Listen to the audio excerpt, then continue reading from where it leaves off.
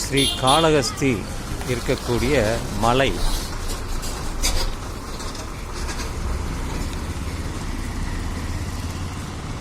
பார்த்தாலே நமக்கு தெரியும் மலை.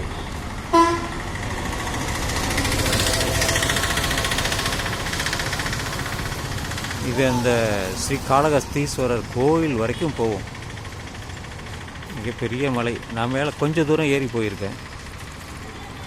சென்னையிலேருந்து வர சாலை இந்த வழியாக தான் வரணும்.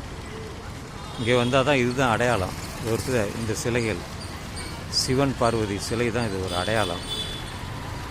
பார்த்தாவே நல்லா தெரியும் நமக்கு.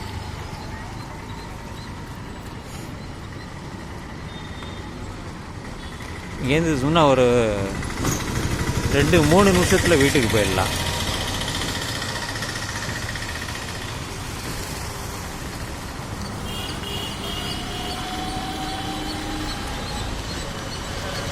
இப்படி போனால் ஸ்ரீ காளஹஸ்தி பேருந்து நிலையம் போய்விடலாம்.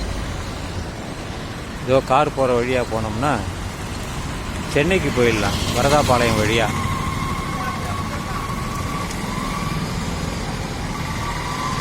தடா போயிட்டு தடாவிலேருந்து அந்த ஜிஎன்டி ரோடு வழியாக சென்னைக்கு போயிடும்.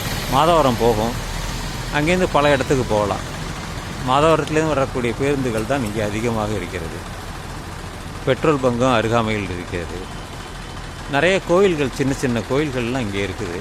இஸ்லாமியர்களும் இங்கே அதிகமாக அவர்கள் வசிக்கிறார்கள். தர்காவும் இருக்கிறது இங்கே.